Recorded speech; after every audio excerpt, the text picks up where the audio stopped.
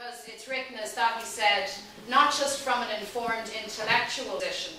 It's not just simply a very concise and readable historical journey, but it's written by a person who is part and parcel of this current phase of Republican struggle, and by a person who has been central not just to activism in the city, but who's had a real and powerful, I believe, impact on the Sinn Fein analysis across the island and beyond at a European level. So I think Eoin is to be commended for this work.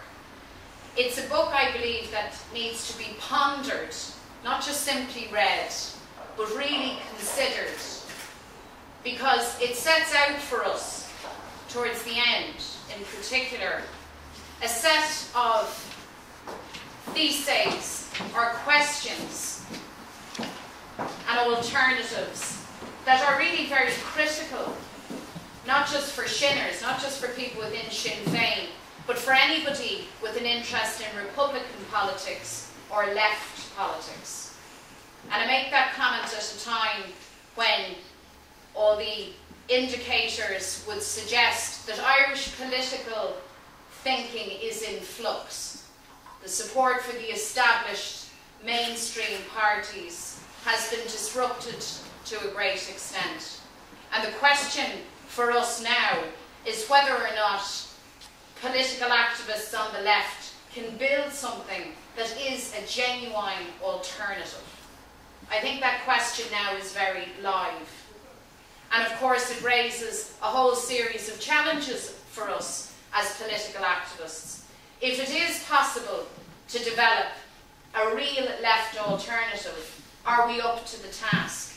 Have we the capacities to build the alliances that Eoin talks about in this work?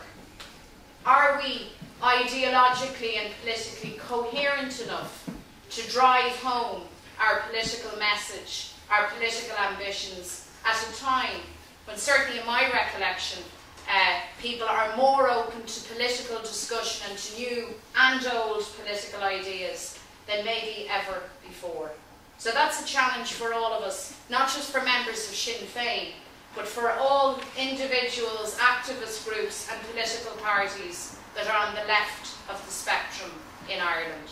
But I think anybody like Eoin O'Broin, who has been an activist for so long, with all that that entails, the good, the bad, and sometimes the downright ugly, knows that you only really commit yourself to this because you believe that the world, that your country, that the place that you're at needs radical change. And furthermore, you also believe that that change can be delivered.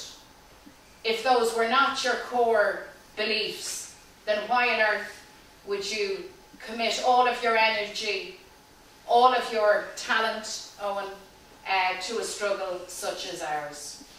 Thank you for this book. Thank you for your contribution to our struggle in the city and beyond. I know everyone here now has bought at least one copy of this. There won't be a written exam on the way out the door, but all of us need, as I say, not just to read this book, but to really consider it, to ponder it, and to actually have responses to the very many questions and some dilemmas that Eoin raises in this very valuable volume. The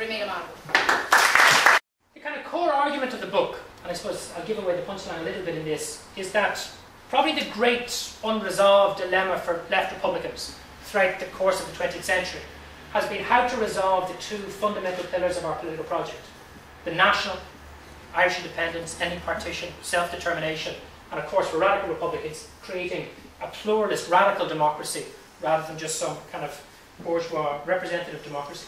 And also the social, the Democratic Socialist Republic, the second objective in Sinn Féin's current constitution, and that thing that has motivated radical Republicans for a century. And at every period, at all of those moments that I described earlier, Republicans have debated this. How do we combine those two aspirations? In what way do we do it? Ideologically, theoretically, but also practically, in terms of your public positions and your speeches and your engagement with ordinary people on a day-to-day basis. And I think probably the thing that's been most difficult for Republicans, I think the thing that's always let us down, certainly until the modern period, is we've never managed to deal with those two bits of our struggle right. And in the book, close to the conclusion, I quote George Gilmore, who for me is one of the great unknown figures of our own history, primarily because he didn't write a lot, and often he's been kind of forgotten about. But Gilmore, for those that don't know, was one of the leaders of the IRA in the 30s that tried to move Toomey's IRA to the left, then left with O'Donnell and Ryan, set up the Republican Congress, and then for the rest of his life, like O'Donnell, was a kind of an independent left Republican political activist. Because he didn't write novels and didn't engage in that kind of intellectual activity, people have forgotten him, but he's a really important figure in our history.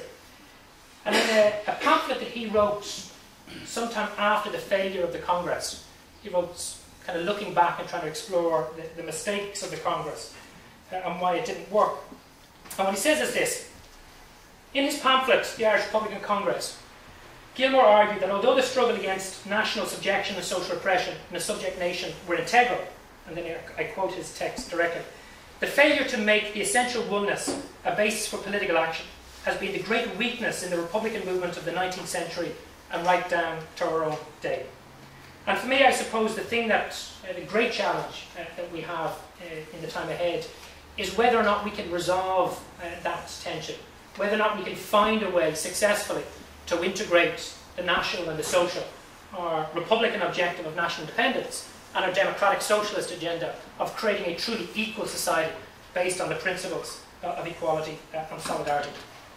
The book doesn't have any answers. And this is, I suppose, where I end. It's a book primarily about the past and the present. And really what I wanted to do is ask lots of questions. One, because I don't have the answers. But two, because I don't think one person writing one book is going to give you the answers. I think we need a debate.